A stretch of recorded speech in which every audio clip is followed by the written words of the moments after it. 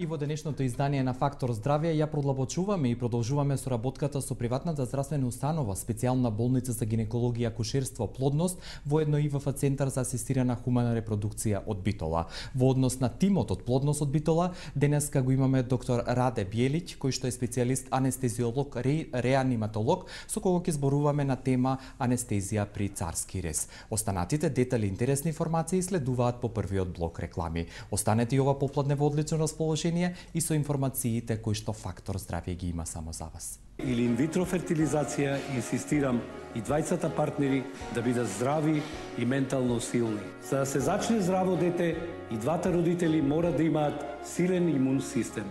Затоа го препорачувам Г132 црвено пакување, најдобриот антиоксиданс кој е одличен имуностимулатор и имуномодулатор. Мислете на иднината и вашите поколенија и користете формулата на здравјето Г132.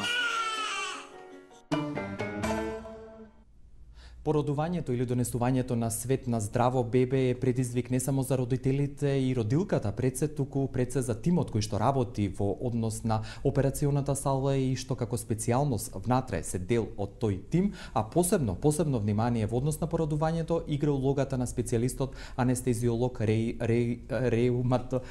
реаниматолог. Се извинувам за мојата грешка. Она што сакам уште еднаш да го нагласаме дека токму денешната тема анестезија при царски рез ќе обработиме со токму вакво стручно лице од специјалната болница Плодност од Битола. Веќе го споменав, а еве го преку слика да го запознаете понатаму и со збор доктор Раде Биелиќ. Добар ден, доктор Биелиќ, и како сте ви ова попладне? Добар ден, благодарам на поканата. Добро, патувавме до Скопје убаво времето, така да специјално за нашите гледачи сте тука, ви благодарам и мене ми е драго што посебно од ваш аспект, реков како специјалист анестезиолог, реаниматолог, денеска ќе зборуваме на тема анестезија при царски рез, уште повеќе што вие како специјална болница за инвитро фертилизација или хумана репродукција зборувавме многу пати токму со гинеколозите и педијатрите од вашата болница, но денес ќе се осврнеме на анестезијата при царското породување или царскиот рез. Потому првото моје прашање, колку често овие породувања се кај вас, анестезија со царски рез, и што е она што како индикација пред се зема во предвид пред породување на родилката?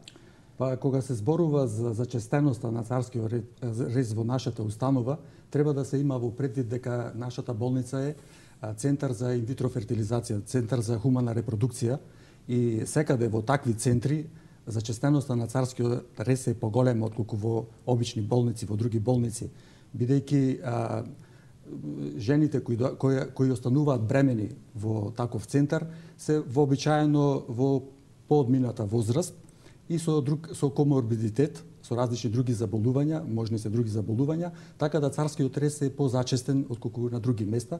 Негде околу 60% од сите царски резови кај нас, од сите породувања се со царски рез. Она што е важно кога се зборува за анестезијата при царски рез, сигурно не е само самата постапка или доаѓањето во операционата сала на таа родилка, уште повеќе што при царски рез, односно при такво породување, изборот или пристапот може да биде елективен, планиран, или кога може да биде спонтан или ненадеен, мора ургентно да се делува. Сигурно и вашиот пристап во дата случај е различен. Да, па сите царски резови може да се поделат во однос на ургентноста на две групи. Првиот е, како што спомнавте вие, елективен. Тоа значи тоа е царски рез кој може да се на кој што може да му се одреди датата кога да биде, значи може да се планира времето однапред. А сите други спаѓаат во групата на итни случаи. Меѓутоа и во оваа група на итни случаи има градација, степенување на 4 степени. Првата е онај кај што е најитно, каде се работи за екстремна ургентност, каде што непосредно е загрозено здравјето на мајката или на фетусот или на обата, и тогаш се работи за минути, а има во последната група, таа четврта група, кој што се спаѓа во групата на тие итни царски резови, меѓутоа тие се тоа се интервенции каде што сепак може еден период да се одложи. Значи додека екипа да се состави, значи има период кој што не е ургентно како во оваа првата група.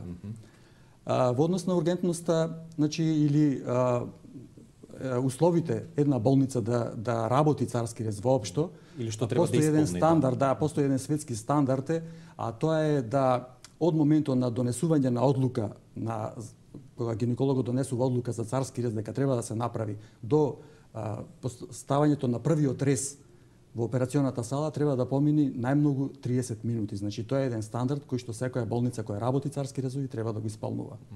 Оттаму сигурно важна е и вашата улога кога зборуваме најпрво да зборуваме за елективните или планирани, како што рековте, породувања со царски рез. Која е вашата улога во однос на таа родилка? Кога вие се запознавате и што претходно сигурно анамнеза, разговор, упатства од таа родилка треба да добиете за да вие понатаму постапувате соодветно? Да. Ние се среќаваме со сите родилки без разлика дали е елективен или итен царски рез, ние секогаш пристапуваме ко таа жена. Кога се работи за елективните царски резови, вршиме планираните царски резови, вршиме прво клинички преглед, понатаму разговор со пациентката, земаме она што се вика анамнеза, односно податоци за евентуално алергии некакви кај жената или претходни заболувања, а понатаму зборуваме за анестезијата. Интересно е дека овие жени многу се интересираат за видот на анестезија.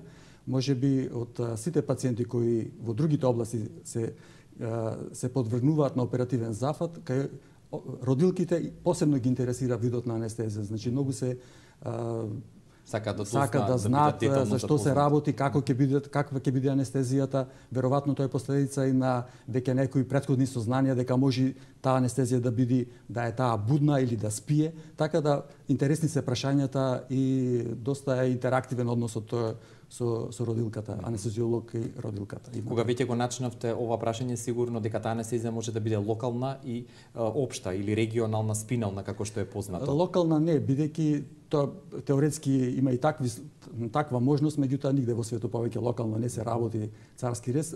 Можно е да биде општа анестезија или тотална, како луѓето ја викаат, и регионална. Регионалната анестезија може да биде спинална, епидурална или комбинација. И тоа е анестезија каде што се обезболува жената, пациентот, во една регија на телото, каде што ќе биде оперативниот зафат, а општата анестезија е анестезија каде пациентот спие, во една состојба која е слична на кома, оперативниот зафат се изведува, а пациентот спие. Тоа е разликата меѓу едната и другата анестезија. Сигурно ги интересира гледачите и пациентките кои што ги имате поминали и ќе поминат во плодност кај вас, која е индикацијата да се примени едната, односно другиот тип на анестезија? И соодветно контраиндикација. Да, нашите совети секогаш тоа е и светски тренд. Секогаш кога можеме тоа да го направиме со регионална анестезија да се оди при царскиот рез. Не целосна. Не целосна, ако може да се избегне. Има состојби каде што не може ни спинална анестезија, односно регионална да се изведи, меѓутоа планот секогаш кај нас е регионалната анестезија. Има многу причини за тоа. Овде само сега вака во овој разговор би ги спомнал оние физиолошките адаптации кај жената родилка доведуваат до некои појави кои што не кај сите бремени жени, меѓутоа кај некои доведуваат до појави каде што навистина инсистираме да избегнеме општата анестезија. Најповеќе она што предизвикува загриженост кај нас се отоците на водишните патишта, на меките ткива, потоа многу родилки добиваат во телесна тежина. Треба да кажем исто така дека желуецот кај родилките, кај бремените жени се поставува повеќе хоризонтално и секогаш кога имаме пред нас таква пациентка при операцијата, мораме да сметаме дека таа е со полн стомак, а тоа е опасност од повраќање и аспирација, односно примање на тој содржај желуечен кисел во белите дробови, која што е смртна компликација состојба, ако се случи. А ова првото е во општата анестезија треба да поставиме цевка за дишење во дишниот пат, со кој што го обезбедуваме дишниот пат.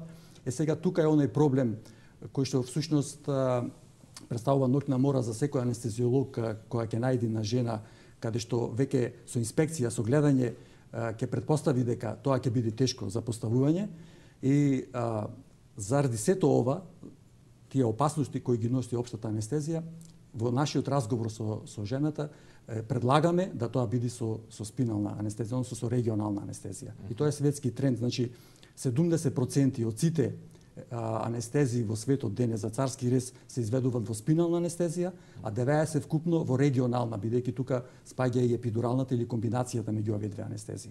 И уште еден аспект не го проговоривме, а тоа се ургентните случаи кога треба ургентно да се делува и при тоа со царски рез да се породи таа жена или таа идна мајка, што тогаш со каква анестезија пристапувате? Значи и тука бидејќи немате многу време сигурно да запознаете постојат... пациентката во смисла на информации, ургентно треба да делувате, што тогаш? Кога се работи на вистина за ургентни состојби, тоа се најтешките одлуки во анестезиолошката пракса, значи дали да и во таква ситуација, бидејќи спиналната анестезија во искусни раце може да делува брзо исто како и да се примени со иста брзина како и општата анестезија. Меѓутоа има навистина состојби каде што општата анестезија ќе ја примениме. Реков, тоа се многу тешки одлуки за секој анестезиолог и многу зависи од конкретната ситуација. Податоците кои ги споменавте, што ги добиваме, се најчесто од самата мајка, меѓутоа некогаш кога тоа не може да се случи и од непосредната фамилија, мислам од сопруг или родители, ги добиваме потребните информации кои ги сакаме да ги добиеме. Да. Ја за момент сакам да ги потсетам гледачите дека на 60919224 и 60919225 ве очекуваме да се јавите и да поставите прашање во однос на денешната тема. Зборуваме за анестезија при породување со царски рез со доктор Раде Бјелиќ, кој што е специјалист анестезиолог, реаниматолог од приватната здравствена установа, специјална болница за гинекологија и акушерство и ИВФ Центар за асистирана хумана репродукција, плодност од Битола. Доколку сакате да поставите прашање и директно да комуницирате или да закажете преглед со оваа институција, слободно тоа направете го на 047 208 880 или на нивната страница на глобалната мрежа www.plodnost.mk. И пред вториот блок реклами доктор Бјелиќ би сакал уште еден аспект да дадеме. Рековте дека не се препорачува целосната анестезија во однос на породувањата. Кои се проблемите или несаканите последици, индикации или контраиндикации што како компликација може да се појават и она што го велите како тврдење да се избегнува? Значи, спомнав која е нашата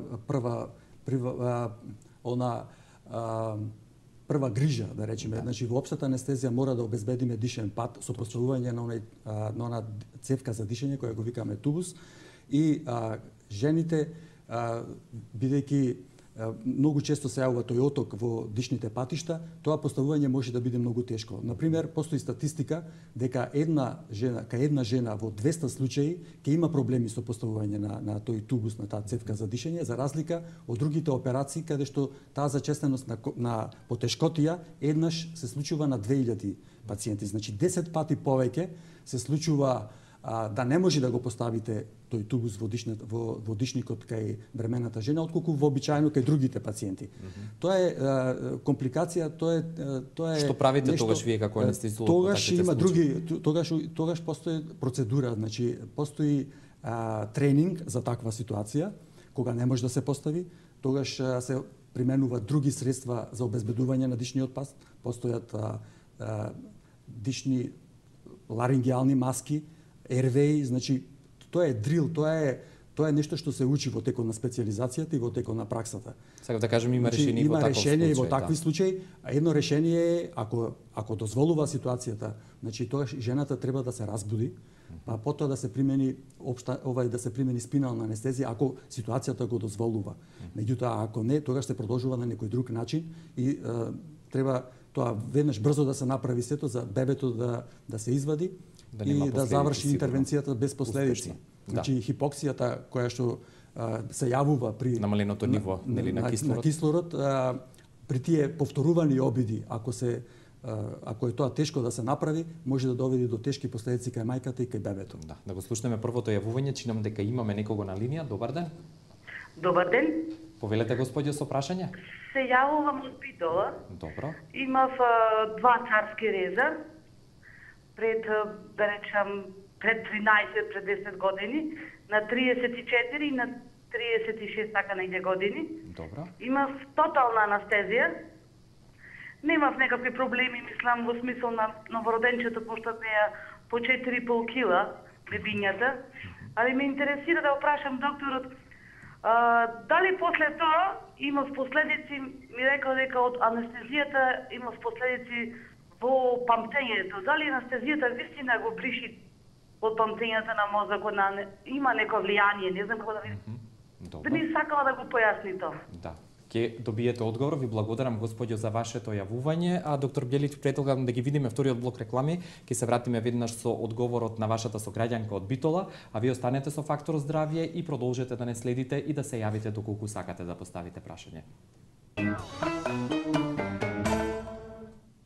На 3236601 можете слободно да ни се јавите заради остварување на идна соработка овде со нас во Фактор здравје, а во однос на информациите во смисла на превенција и подигнување на свесноста за грижа за вашето здравје, ве упатувам на www.ih.mk. Денеска во Фактор здравје ви ја нудиме темата анестезија при царско породување со или царски рез ако сакате, а на оваа тема гостин ваш и само ваш е доктор Раде Бјелич, кој што е специјалист анестезиолог, реаниматолог од приватната здравствена установа, специјална болница за гинекологија, акушерство, плодност од Битола, која што воедно и ИВФ центар за асистирана хумана репродукција. И сите вие кои што сакате да се јавите, ги имате телефонските броеви на вашите мали екрани и доктор Бјелич, да не должиме гледачката ваша сограѓанка од Битола што постави прашање, повелете. Да, многу проблеми после операцијата, луѓето ги поврзуваат со анестезијата, меѓутоа во конкретниот случај тоа нема никаква поврзаност. Тоа губиток, како што сватив, губиток на паметење нешто или проблеми со паметењето, или дали има такво нешто, тоа нема врска со анестезијата, тоа може да биде некоја друга состојба која довело до такво нешто, меѓутоа анестезијата сигурно не. Меѓутоа во оваа прилика ви сакал да кажам нешто што може да го испуштивме во првиот дел кога зборувавме за општата анестезија, една несакана појава е исто така голема зачестеност на будност за време на интервенцијата, бидејќи често пати анестезиолозите сакат да ја водат анестезијата малце поплитко, да речам мака појасно, додека да се извади бебето, и жени реферираат после тоа дека слушале или чувствувале болка за време на интервенцијата. Таа зачестеност што не би требало, процентуално, значи, тоа е многу големо, вака во литература се среќава дека тој процент е од 17 до 32%, што е огромна бројка. Постојат методи и начини тоа да се избегне, меѓутоа сепак се случува и во развиени земји, во развиени центри. Оно што го кажавме на почетокот е дека најголем број од случаите во плодност Битола се токму со при царски рез породување целосни сите, но оно што е важно, рековме дека регионалната или спинална или епидурална анестезија е таа што најчесто ја давате. Па како во пракса тоа изгледа? Кога почнува воведот во анестезијата и дали тоа се случува во операционата сала или пред влегувањето на родилката таму? Тоа се случува во операционата сала, бидејќи не сакаме да губиме време од давањето на анестетикот до вадење на бебето. Значи тој период треба да биде пократок. Има некои стандарди, дали се работи за општа анестезија или за регионална, тоа е исто. Например, еден стандард е да од воведот во анестезијата до пресекување на матката, значи резот, инцизијата, резот на матката да не помини повеќе од 20 минути, а од кога ќе се пресечи матката до вадење на бебето да не помини повеќе од 180 секунди. Затоа сето ова се изведува во операционата сала со веќе спремен тим за операција кој ќе биде, значи се е спремно. И тоа 20 минути е доста голем период и може да важи само ако пак се превземат некои мерки на предпазливост. Тоа е, жената секогаш треба да лежи малку настрана, никогаш на грб да не лежи. Ако лежи само на грб, тој период е скратен на 10 минути. Значи, тие периоди се важни за на бебето да биде со онај апгар скор, тоа е процена на виталноста на крајот на интервенцијата, значи кога ќе се изведи бебето, да биде што повисок. Да, неонатологот што ќе го кажи, што ќе го процени да биде што повисок, значи што повитално бебе. Да биде затоа цела процедура се изведува во операционата сала, а не негде на друго место, па да дојде во операционата сала. И затоа сигурно ние 180 секунди кои што ги споменавте од правењето на првиот рез или тој царски рез до вадењето на бебето од матката. Тие 180 секунди се од пресекување на матката до вадење на бебето. Значи тоа е оптимален период, да. Затоа што со пресечување на матката се нарушува циркулацијата на плацентата, на постелката и тогаш бебето, значи е во една стресна состојба треба што побрзо да се прекине таа врска со мајката за да почне самостојно да диши. Да. И сигурно да нема понатаму последици доколку ова време се пробие од 180 секунди. Тоа е оптимален период, значи ова намерно го нагласувам бидејќи за прв пат го зборуваме во фактор здравје и сакам да дадеме посебен акцент. Тоа е, значи тоа се периоди, тоа се искуствено и експериментално покажани работи, значи Апгар скоро на бебето, ако тие периоди, тие временски интервали се зачуваат, е секојаш повисок отколку ако се продолжи заради некоја причина интервенцијата во овие периоди што ги споменав. Уште еднаш сакам да ги споменам и вербално телефонските броеви 6091-924 и 6091-925 на кои што можете да поставите прашањето доктор Раде Биелиќ во однос на денешната тема анестезија при царски рез. Бидејќи царскиот рез, рековте, и во светот и кај нас во Македонија е актуелен, сигурно дека доколку постои индикација, кажавме кога има, тој се применува и се породува родилката токму со царски рез, но ме интересира како тече постапката во операционата сала. Која е вашата улога тогаш на анестезиологот? Мислите на спиналната анестезија, на регионалната анестезија? Да, регионалната, бидејќи за неа се зборуваме, спинална или епидурална. Кога разговараме со жените пред оперативниот зафат за анестезијата, постојат некои стравови кои што се повторуваат, значи многу жени истите работи не ги кажуваат како стравови. Значи најчесто се плашат од тоа дали ќе имат некои последици од после давањето на инекцијата на локалниот анестетик, дали после тоа ќе имат проблеми нешто со движење на нозете, дали тоа боли кога се прави, значи кои се опасностите од таа процедура. Можам да кажам дека е таа извонредно сигурна метода. Тие се компликации практички ги нема, значи толку се ретки што можеме да кажеме дека практички не после дека се исклучи. Да, тоа се голем исклучок. Значи, самата процедура се изведува во операционата сала, жената седи како ние сега на операционата маса, свиткана е во телото да овој грбниот дел биде најиспакне за да може да се ориентира анестезиологот, да го види местото каде треба да се постави. Се боцка многу ниско долу на рбетниот столб, негде над самата карлица, значи се избегнува на тој начин рбетниот мозок кој завршува многу повисоко. Значи повредата на рбетниот мозок посебно или на нерв е практички исклучена бидејќи се дава на место каде што нервите не поминуваат. Тие се стравови кои што жената ги кажува и процедурата веламе е многу, да кажам, безболна, затоа што веројатно тука има помалку рецептори, односно осетни телца за болка, така да самата спинална инекција, значи давањето на поставувањето на таа игла, боцкањето со таа игла, многу жени практички не ја ни осеќаат, а се работи за многу тенки навистина игли, тенки како влакно, така да таа траума не е болна. И избегната, да. Избегната. Да слушнеме следното јавување, ќе се навратиме на овој аспект од разговорот. Добар ден. Ало, добар ден. Добар ден, господјо. Дали темата предизвика интерес да се јавите? Да, пошто имам ќерка кој ден да роди. Ја чекате, значи, ја? Се јавувам од Скопје. Добро. Ќерка ми е 9 месец веќе и го прашувам докторот што е полесно, епидурално тоа како што го викаат или царски рез. Да ми одговори докторот. Или спинално предпоставувам. Го разбрав прашањето, мислам дека гледачката кажува дали би било полесно и подобро ќерката да се породи спонтано со епидурална аналгезија, значи со безболно породување, или пак да се оди на царски рез. Значи гинекологот поставува индикација за видот на раѓањето, на породувањето, дали ќе биде по оперативен пат и дали ќе биде спонтано породување. Значи таа индикација поставува гинекологот. Се почесто до душа, не само кај нас и во светот, тенденција е да и самите жени изразуваат желба за царски рез. Затоа и тој процент на царски рез се повисок во цел свет, не само за Македонија. Сметате ли дека е тоа оправдано што жените самите бараат? Има случаи кога тоа оправдано е, затоа што се забележало дека кога жена побарува царски рез уште на почетокот, значи сама инсистира на тоа дека во таков случај голем дел на тие жени навистина завршувале со царски рез, како да има некој предосеќај, некој чувство дека спонтано интуиција дека нема да оди породувањето баш така мазно, глатко и уште од почеток сакат да биде тоа со царски рез. Значи јас мислам дека постои во литература дека и таа желба на мајката треба да се почитува.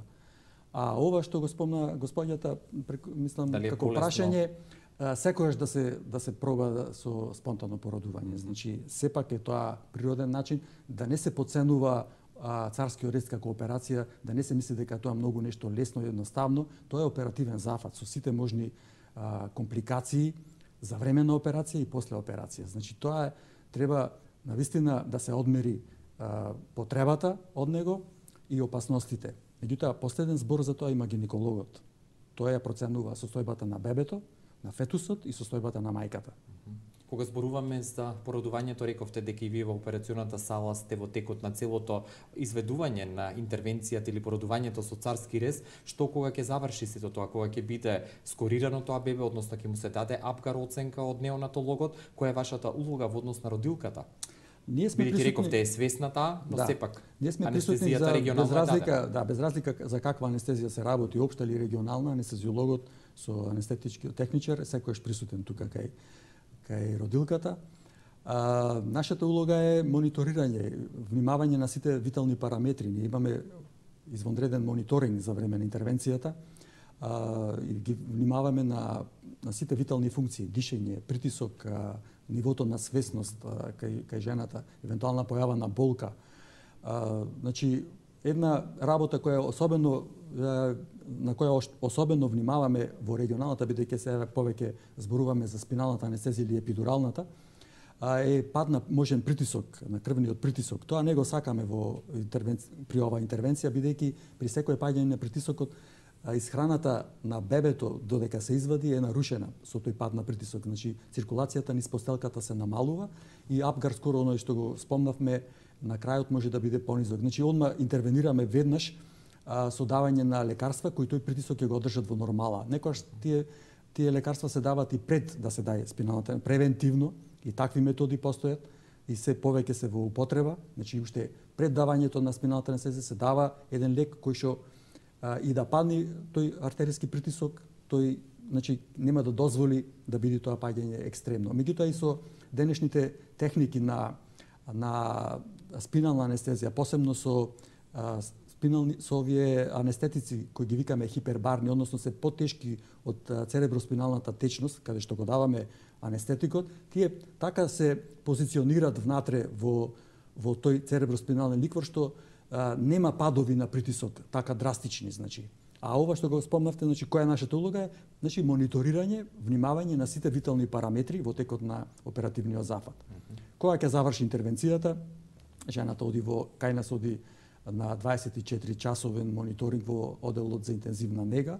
Тука се внимават параметрите на половина час, првите 2 сати, после на сат време, значи има една процедура, еден протокол, и 24 часа престојуваат во оделот за интензивно лекување. Што после тие 24 часа? Потоа си оди на одел. А ова, бидејќи го спомнавте, ова е постоперативен период, спиналната анестезија пак носи некои бенефити, односно корисност, има некои поволности во однос на општата анестезија. Давањето на лекарства против болки е многу по-мало, значи по-ретко имат потреба од давање на аналгетици кај спиналната анестезија, отколку кај општата анестезија. Значи, и тука има корист.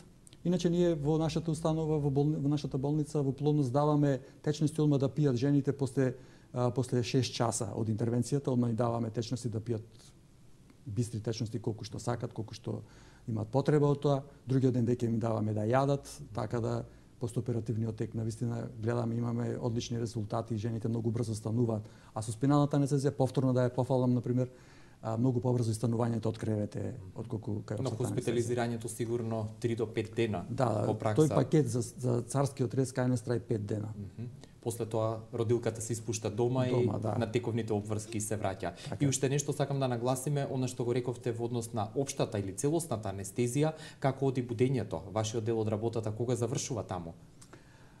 Завршува со завршување на оперативниот зафат, значи одма на оперативната маса пациентката се разбудува во општата анестезија, значи кога заврши интервенцијата, тука се разбудува.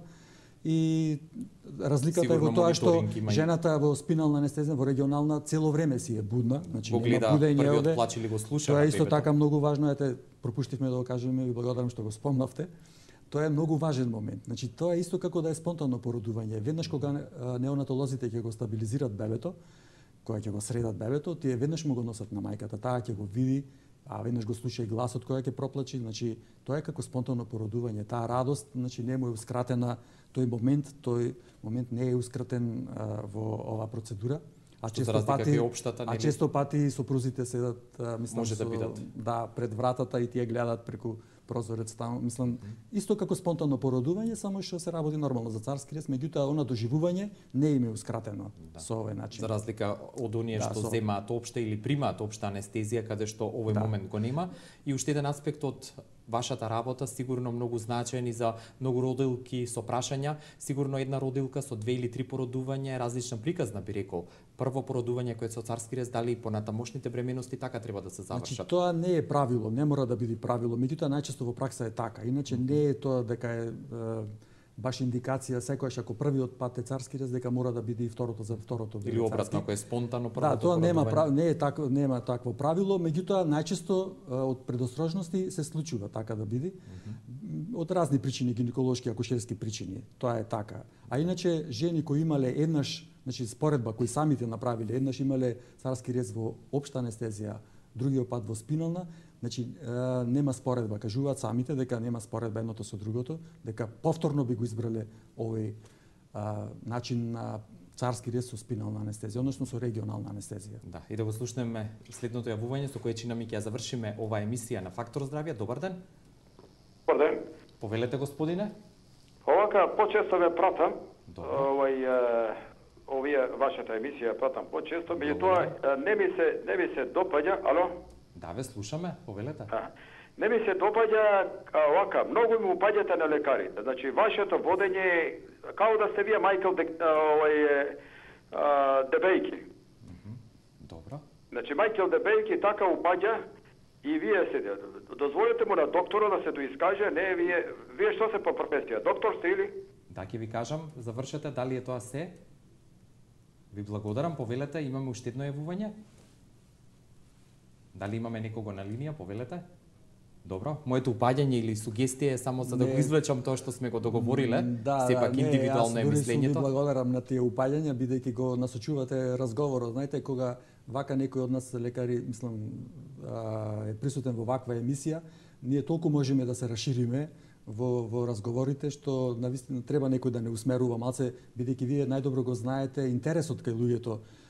Го знаеме и ние од секојдневието, среќавајќи се со прашање од пациентите, меѓутоа вие сепак и како лаик можеби ќе поставите некое прашање кое што нас не би ни дошло на памет, а би било интересно за пошироката публика, да. Така или многу често и добиваме коментари од гледачите кои што јас ги пренесувам. И само пред да ви се заблагодарам, сакам да ве прашам дали ве посети Дедо Мраз во Плодност Битола. Па зедовме К15 ако мислите на тоа Дедо Мраз дали дојде. Да, ова е едно од нарачаните прашања од вашите колеги. Морам да бидам сега искрен. Добро, значи, да. Може да се каже дека не посети. Да, многу убава завршница на годината. Ви благодарам, честитки до вашиот тим, уште многу успешни интервенции и нови животи да донесете во Плодност и среќна и успешна 2015 година. Ви благодарам и вас и поздрав до сите гледачи на оваа емисија. Благодарам, а она што се навдолжена информацијата до последниот гледач, мојата професија е магистер по медиум и интеркултурна комуникација. Ако имате понатамошни прашања на моја адреса, слободно јавете се или пишете ни на faktorzdravje@yahoo.com. Благодарам уште еднаш и секое добро утре.